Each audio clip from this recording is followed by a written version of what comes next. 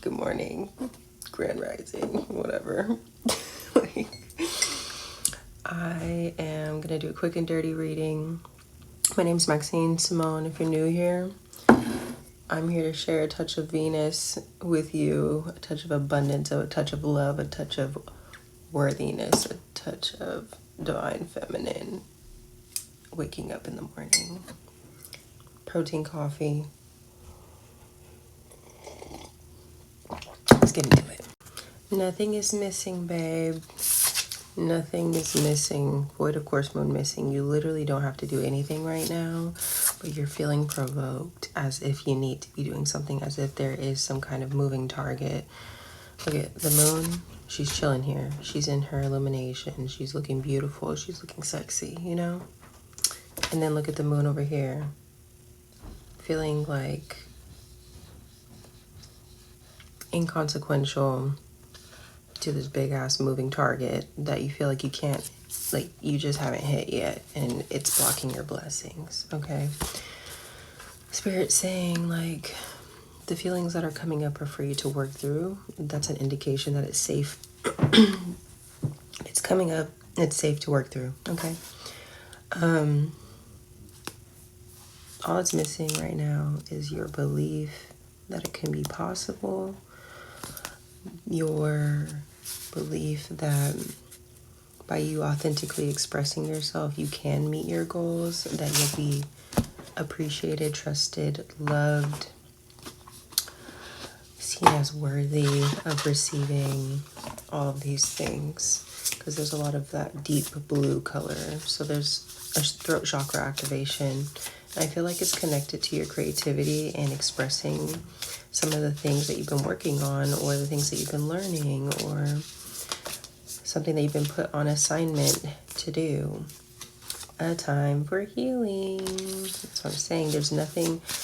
Spirit is literally putting you in this, what feels like a sacred pause. Sacred pause so that you can process some things. And they really want you to work on your worthiness, okay? So meditate, contemplate. I can't make it up. The end of a tough cycle approaches, and that is a full moon in Capricorn. So we have Pisces and Capricorn here. These are two entities of the ocean, energies of the ocean. Capricorn, you would normally think of the goat, so you think of mountains, but actually it's the sea goat. They can navigate both. They can be both in this world and in the ethereal realms, and Pisces exists clearly, you know, in another realm. So it's like bringing the healing down from another realm. I feel like I keep also, I was going to mention this and I totally forgot. I keep having fucking downloads from about Atlantis, dolphins, fucking fish, and Neptune, Olokun, like all these like ocean creatures, you know, or deities. King of Cups keeps popping out, and so it's like there's an invitation to connect with the water. So if you can make it to a body of water, or just really connect with that energy, understand what it feels like to be in flow. Communication is key. So I feel like, again, something to do with the throat chakra, but not just that. I feel like there's something coming in. Hold your vision. On the bottom of this deck that says that emotions are running high. So again, these are things that are coming up to be processed. Pisces, that energy invites you to emotionally purge every once in a while. You know, get that good, ugly cry out. Really sit with what comes up when you think about, what comes up for you when you think about getting paid for just being you? What are the blocks that come up? Are you fearful of not being accepted?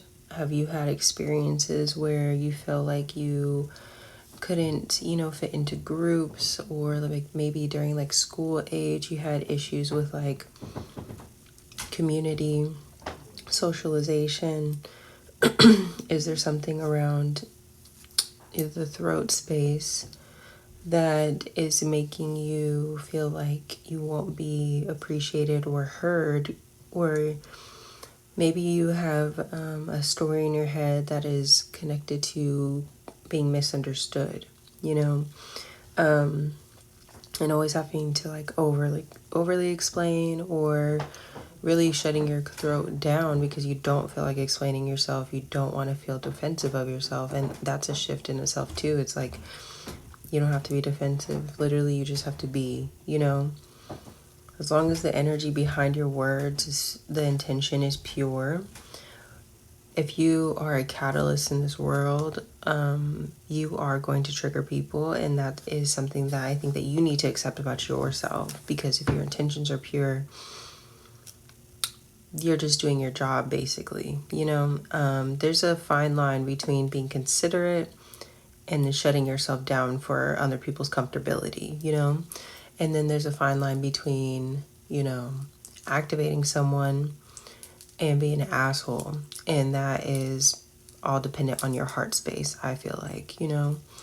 And so sitting with yourself and thinking about your experiences and what stories have you come up with about yourself, you know, that is kind of keeping you in the space of not receiving exactly what you want. I feel like, again, this is the end of a tough cycle approaches. Like, you're really grounding a lot of like what feels like a lot of beautiful, ethereal, like galactic energy, which is very otherworldly. And so it is a little bit hard for other people to understand, but it's so necessary. That's why I feel like I keep getting like these oceanic kind of vibes, these like,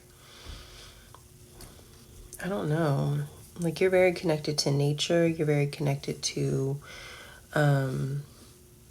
these other places, other dimensions. And so I think that's a part of like your path, is to kind of like go through this thing of being misunderstood, but to come into such a deep place of like seeing yourself and knowing yourself, that understanding that other people can only see you as much as they can see themselves. I think I posted on Threads, you'll find me when you find yourself, you know, or when you find yourself, that's where you'll find me, something like that, something along those lines. And I feel like that's where I even had this vision of when you look into the ocean, because I was kind of doing some research on this. Like, they say like Yemaya is like goddess of the ocean, right? Mother of the ocean. But she also represents the upper layers of the ocean, where you can kind of like go underwater and still see underwater. Where Olokun, from what I understand, is like, you know, deeper than that. He's associated with like sea monsters sometimes, or like there's a misunderstanding of him. And I've heard that he's androgynous also, so that's interesting because we have Gemini here, and we have Pisces. These are two like that have like two sides to them, you know. But anyway, he represents the depth of it, and so you would be afraid of him if you aren't willing to face your shadows, if you aren't willing to face what's like to be in the darkness of the subconscious mind, you know. So I say all of that to say that when you are communicating, or you are you know, interacting with other people can only see you as deeply as they can see themselves. And so don't let it bother you. Basically, stop passing judgment on yourself. Stop accepting other people's judgments of you, you know, as your truth. Let me be still today and listen to the truth in silence. So there's definitely a call for meditation right now. Maybe some more affirmations, okay? I celebrate all the greatness in my life. I love that. It's beautiful. When I move my body, I feel empowered, cleansed, and strong. So we're definitely going through a detox, and it's safe to ask for help. People want to support me. Exactly. Exercising the throat, trusting in the divine to provide, and for you to be accepted and provided for, because you're loved and you're worthy. If you'd like a personal reading, everything can be found in the description box below. I'll talk to you later.